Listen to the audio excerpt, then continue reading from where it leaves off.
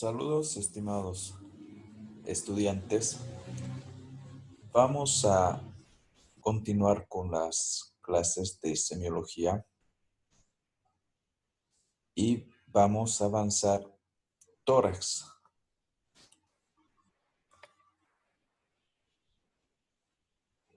En cuanto al tórax, nosotros vamos a realizar un examen físico regional tomando en cuenta ciertos aspectos, como por ejemplo la funcionalidad que tiene el tórax en general.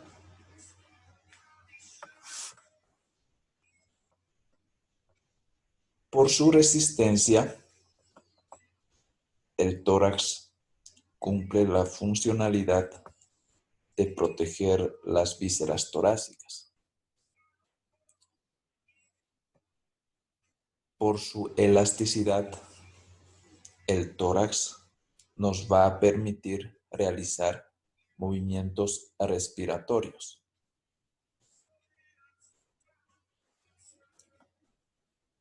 En cuanto al estudio del tórax,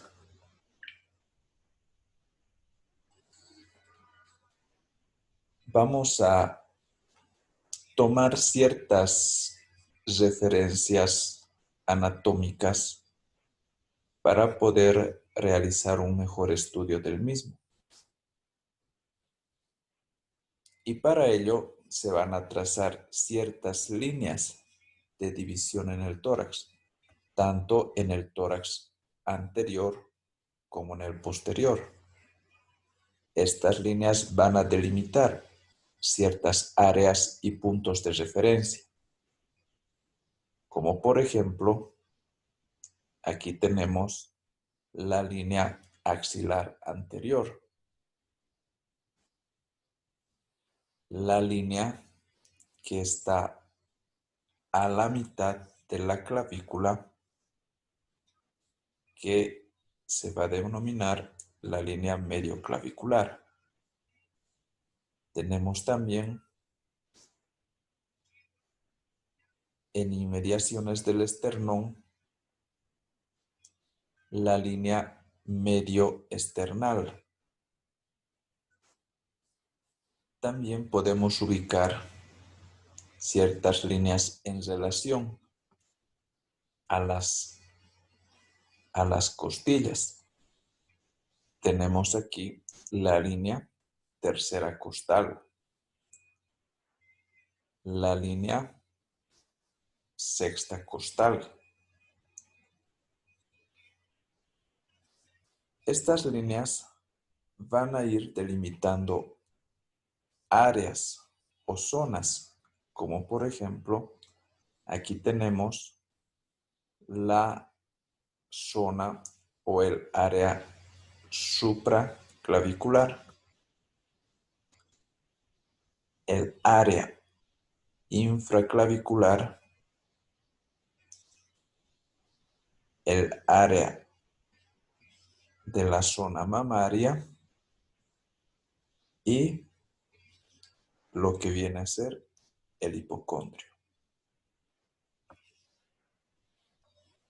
En la región posterior del tórax también se van a delimitar áreas o regiones, como por ejemplo la región supraespinosa, la región infraespinosa. Por encima de las escápulas, la región supraescapular. Por debajo, la región subescapular. Y tenemos también la región escapular.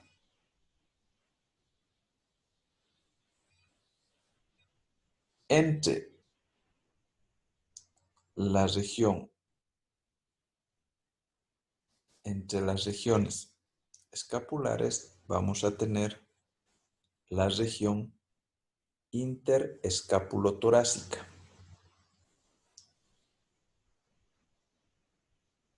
Por debajo va a estar la región infraescapular y finalmente la región costal inferior. Las regiones laterales del tórax se van a dividir en la región axilar anterior y la región axilar posterior. Estas separadas por las líneas axilar anterior, la línea axilar media y la línea axilar posterior. Tenemos otra imagen que nos muestra las diferentes zonas o áreas que se delimitan tanto en la pared posterior, lateral y anterior del tórax.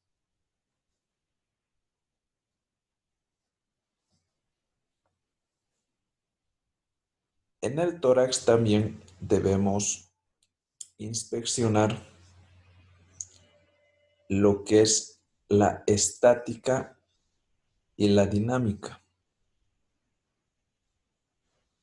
Vamos a realizar una inspección estática simplemente observando la simetría,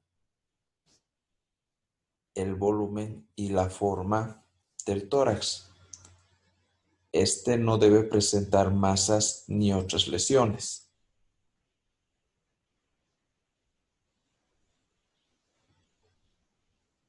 Estos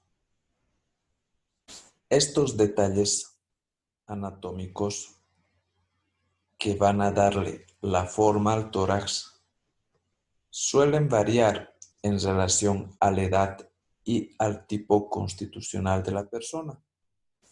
En los niños, el tórax suele ser redondo y se hace más elíptico con la edad. El tórax en pacientes de un biotipo longilíneo, es decir, pacientes delgados, tiende a ser más alargado. En pacientes obesos, el tórax suele ser corto y globoso y presenta una apariencia aplanada en pacientes asmáticos.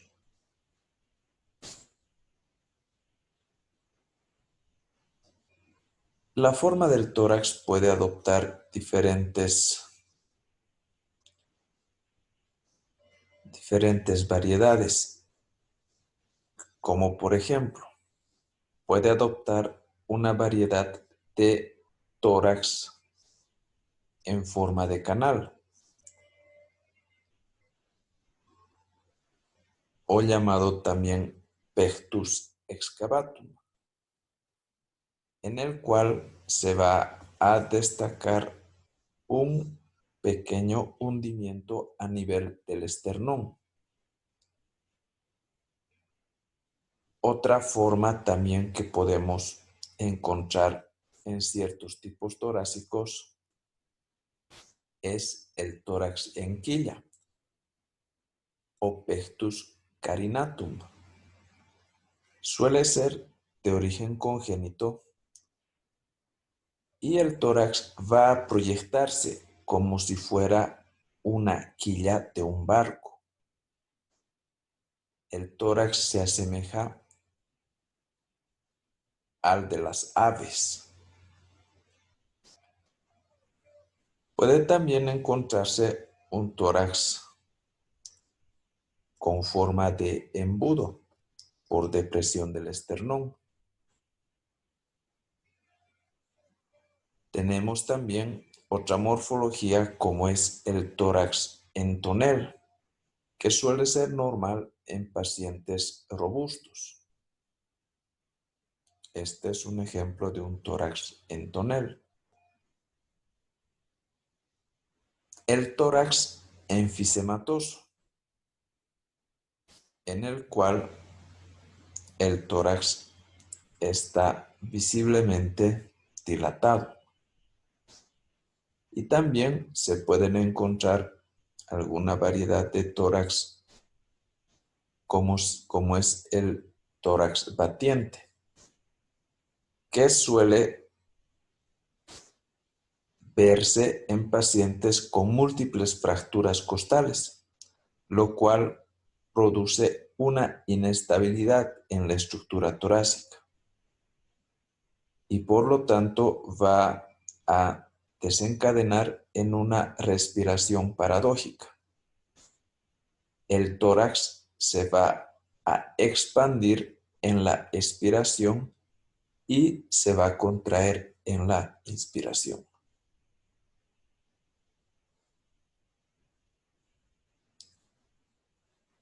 Esa era la inspección estática. Ahora vamos a pasar a la inspección dinámica, en la cual tenemos que evaluar sobre todo los movimientos respiratorios. Dentro del patrón respiratorio normal, vamos a indicar de que el varón adulto y el niño tienen unos movimientos respiratorios tóraco-abdominales, es decir, su respiración es tóraco-abdominal. En cambio, en las mujeres, la respiración o el patrón respiratorio es costal o torácico superior. Esto cuando tenemos pacientes en situaciones normales. En situaciones alteradas vamos a encontrar un patrón respiratorio costal o torácico superior en el varón cuando éste presente algún tipo de tumoraciones abdominales o en algunos casos de ascitis. Y en las mujeres vamos a encontrar un patrón respiratorio tóraco-abdominal en caso de fracturas costales. Debemos también en la inspección dinámica evaluar lo que es la frecuencia respiratoria. Normalmente la inspiración dura la mitad de lo que dura la expiración. La relación de la respiración con los latidos cardíacos es de una respiración por cada 4 latidos cardíacos.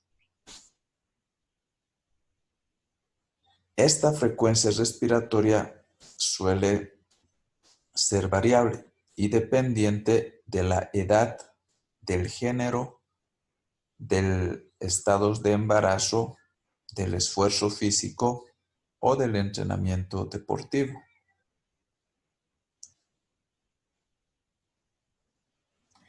En el tema respiratorio vamos a también mencionar algunos tipos y ritmos respiratorios que ya los habíamos estudiado en el examen físico general cuando estudiamos signos vitales, en específico la respiración.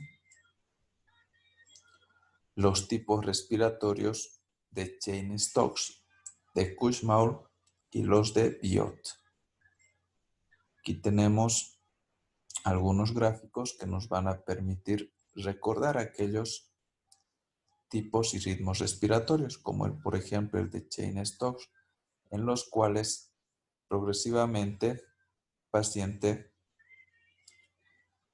aumentaba la respiración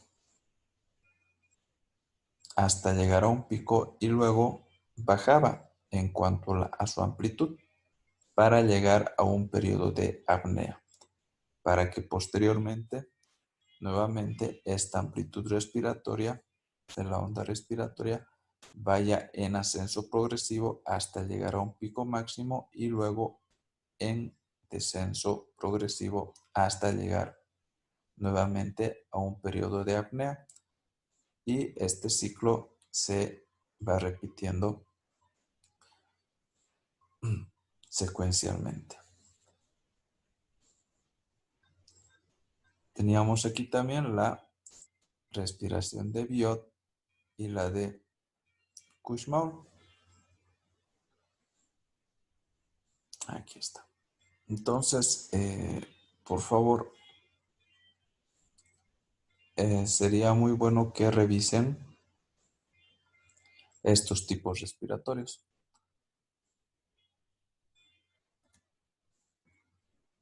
En cuanto a la palpación, en la palpación del tórax se debe palpar las regiones anterior, posterior, laterales y supraclaviculares. También vamos a palpar, o dentro de la palpación, vamos a evaluar la frecuencia respiratoria, la expansibilidad y elasticidad torácica, las vibraciones vocales, las partes blandas del tórax y las cadenas ganglionares. Recordar que la frecuencia respiratoria se aconseja tomarla simultáneamente con el pulso. Esto para evitar de que el paciente altere su frecuencia respiratoria voluntariamente.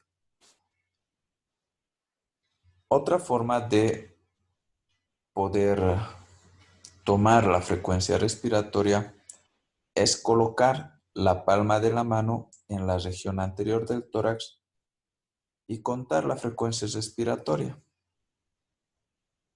en cuanto al número de elevaciones que se sientan de la caja torácica en un minuto.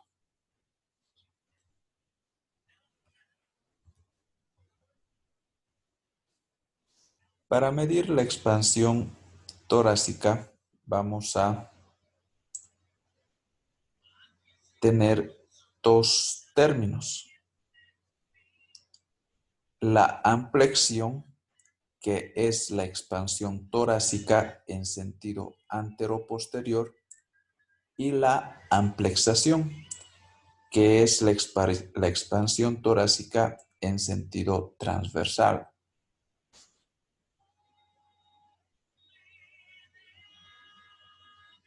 Para ello, vamos a utilizar la maniobra de Raoult a nivel del vértice.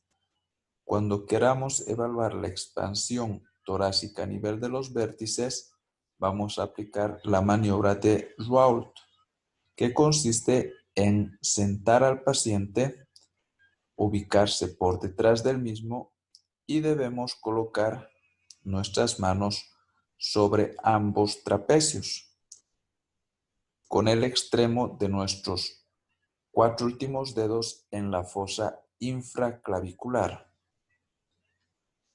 y los pulgares dirigidos hacia la apófisis espinosa de la primera vértebra dorsal. Y estos van a estar ligeramente separados de la piel.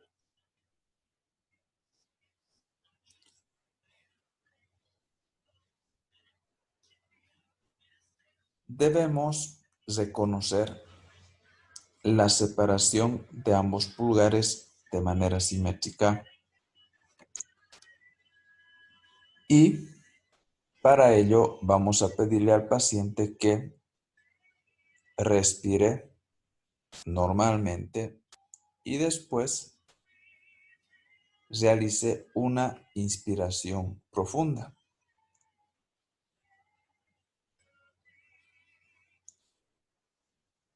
Si queremos medir o evaluar la expansión torácica de las bases de la base torácica, vamos a aplicar la maniobra de Lasseguet, que consiste en que el examinador se ubica por detrás del paciente y coloca sus manos abrazando las regiones posteriores del tórax.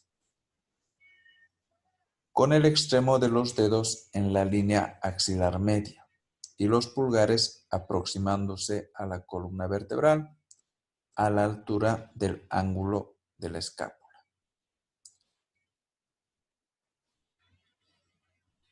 Las bases también podemos examinarlas por delante del paciente. Esto se realiza colocando nuestras manos en las regiones anterolaterales del tórax y la punta de los dedos a la línea axilar media y ambos pulgares reunidos en la línea media por debajo del apéndice sifoides.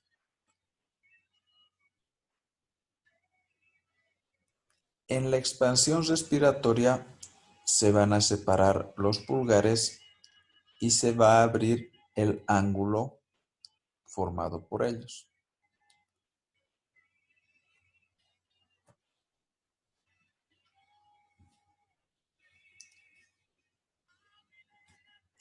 Entre los resultados de la expansión respiratoria, cuando existe una disminución bilateral, podemos sospechar de enfisema pulmonar o esclerosis sistémica.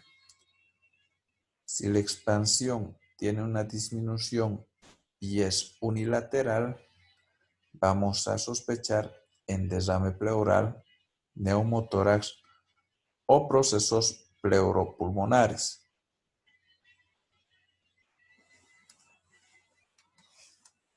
Debemos también evaluar la elasticidad torácica. Esto va a guardar relación con la pared muscular del tórax y también su contenido. La elasticidad es mayor en la mujer y en el niño. El grado de elasticidad se investiga comprimiendo cada hemitórax entre las dos manos.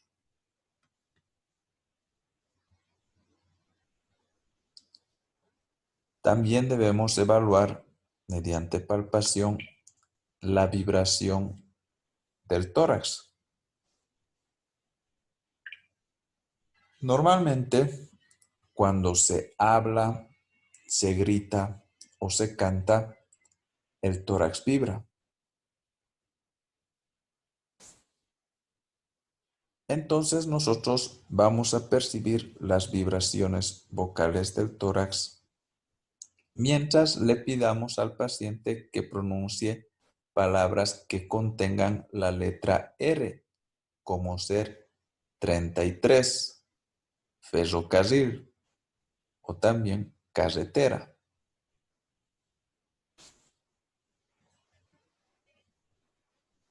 Esto se puede hacer mediante la maniobra de Eichhorst, en la cual se va a realizar la palpación con el borde cubital de la mano sobre los espacios intercostales.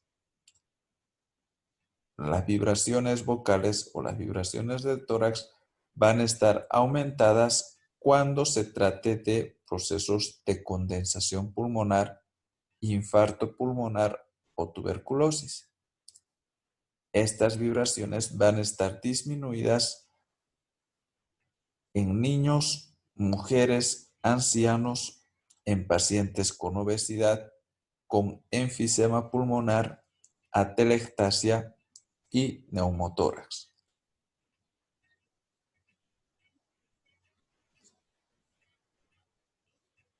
Ya hicimos la inspección del tórax, la palpación del tórax. Ahora debemos realizar la percusión del tórax. El realizar la percusión del tórax nos va a orientar sobre el contenido del tórax. La percusión se va a realizar con el paciente en posición sentada, en decúbito dorsal, para percutir la región anterior la región posterior, lateral y axilar. La técnica de percusión va a ser la técnica dígito-digital.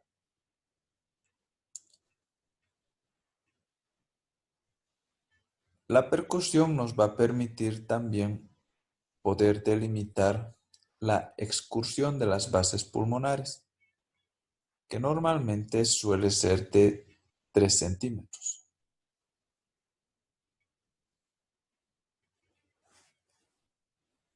En relación al sonido que vamos a percibir en la percusión, cuando vayamos a percibir un sonido mate o de matidez, que es un sonido débil, vamos a sospechar que la estructura subyacente es un músculo, o es el hígado, o es el corazón, o tal vez es líquida. Vamos a escuchar un sonido timpánico cuando percutamos las vísceras huecas que están llenas de aire, como por ejemplo el estómago o el colon. Vamos a percutir y obtener sonoridad cuando percutamos principalmente el área pulmonar. La sonoridad es un sonido fuerte de baja tonalidad que puede estar aumentada en casos de enfisema, neumotórax, cavernas pulmonares en tuberculosis. O esta sonoridad puede estar disminuida en pacientes con derrames pleurales o cuando estas zonas están ocupadas por sangre o secreciones. Aquí tenemos una imagen de la percusión dígito-digital.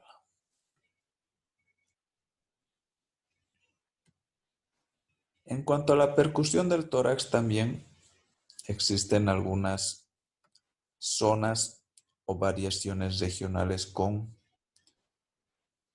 algunos sonidos característicos, como ser en los campos pulmonares, lo que se suele escuchar es una sonoridad pulmonar. Y cuando escuchemos esta sonoridad en los vértices pulmonares, a nivel de los vértices pulmonares, este espacio delimitado de sonoridad va a ser el espacio de Croning.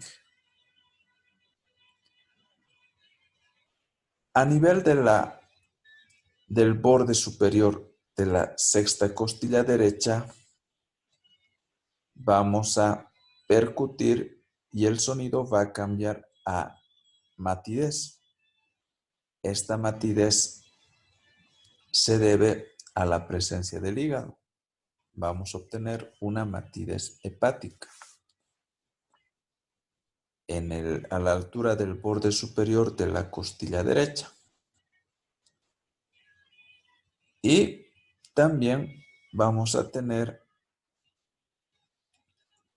la ubicación de timpanismo en un espacio que se denomina el espacio de Traube, que está ubicado en la parte anteroinferior del tórax izquierdo.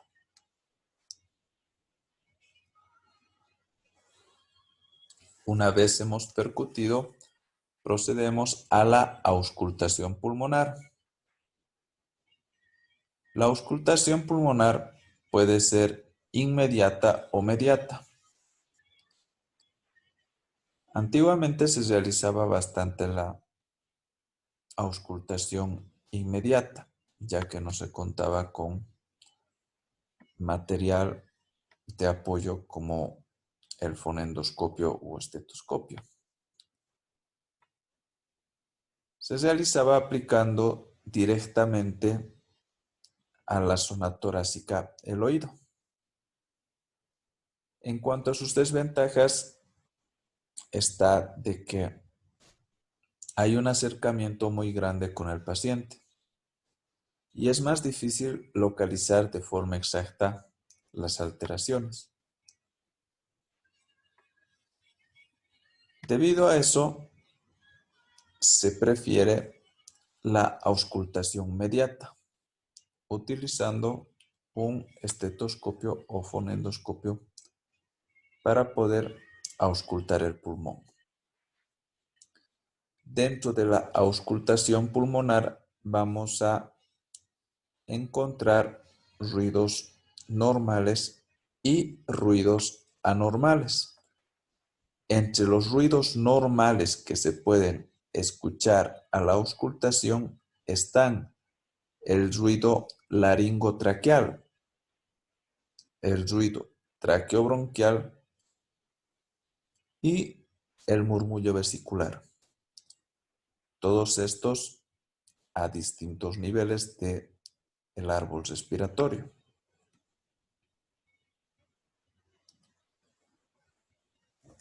Los ruidos anormales que podemos escuchar en la auscultación son estertores secos, estertores húmedos y estertores cavernosos.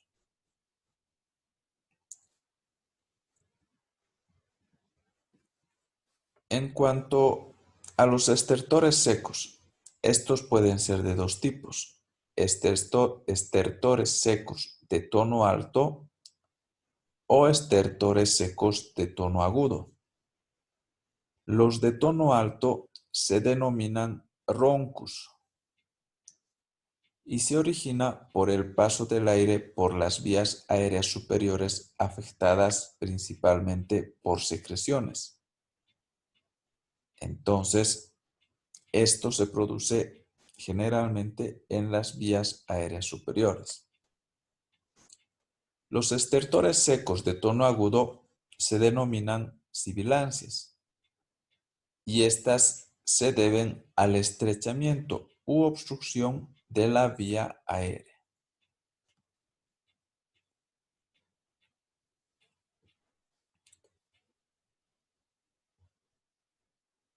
Los estertores húmedos pueden ser crepitantes, subcrepitantes o pueden ser crujidos. Los estertores húmedos crepitantes se caracterizan por emitir un sonido fino y burbujeante y se debe a la entrada de aire en alvéolos con secreción serosa.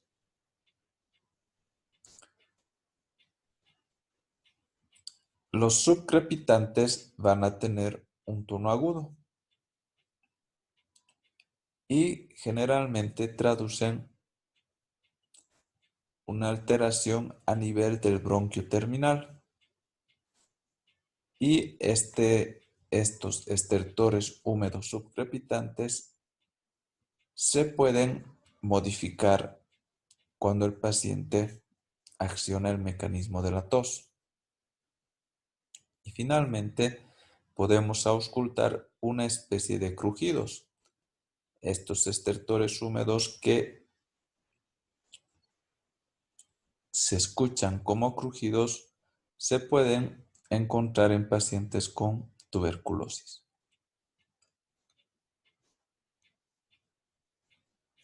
Y los estertores cavernosos. Los estertores cavernosos se caracterizan por escucharse como un timbre metálico. En estos, el aire penetra en una caverna pulmonar. Esta caverna pulmonar va a contener o puede contener líquido o puede tener un contenido aéreo.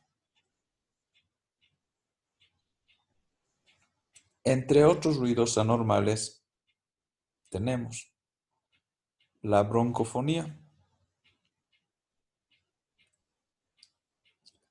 que traduce el percibir la voz llena y que se transmite con nitidez hacia la superficie. En la pectoriloquia, los sonidos vocales y cuchicheados se van a transmitir con nitidez a través de las estructuras pulmonares. En la ecofonía, el sonido vocal va a generar eco. En la egofonía, la transmisión de la voz va a escucharse como una especie de balido de cabra. El estridor va a ser un sonido, un ruido normal que se va a escuchar en la inspiración. Se da generalmente por obstrucción de la vía por un cuerpo extraño.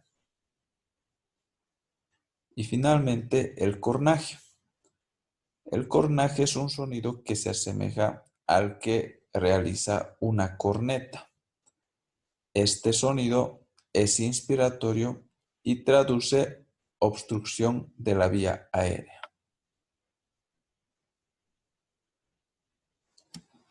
Se pueden auscultar también diferentes tipos de soplos pulmonares, como ser el soplo tubario, que se caracteriza por ser un sonido rudo, intenso, localizado y que se va a imitar pronunciando la letra A. Se puede apreciar en pacientes con condensación pulmonar, neumonías, infarto pulmonar o tuberculosis. Los soplos cavernosos se deben a alvéolos destruidos y lo que va a originar una amplia cavidad comunicando esta con los bronquios. Estas cavernas suelen ser mayores a 4 centímetros.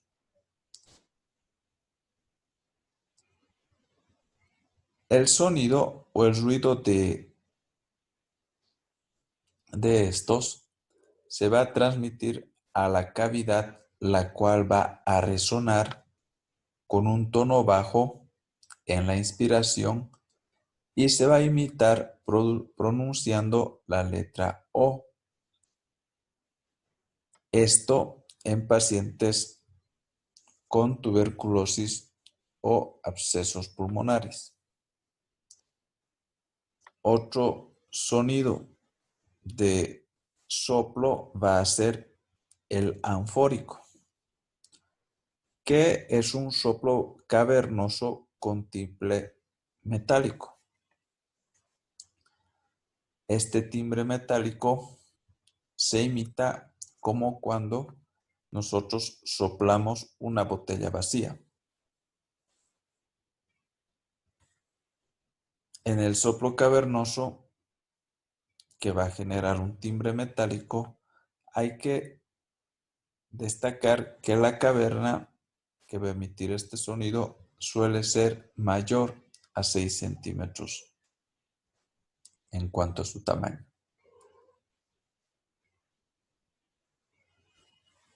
El soplo pleurítico. Este suele ser un soplo débil, expiratorio y se va a imitar pronunciando la letra E y que es generalmente producido en pacientes con derrame. Eso en cuanto a la parte general de la exploración del tórax. Gracias por su atención y nos vemos la próxima clase.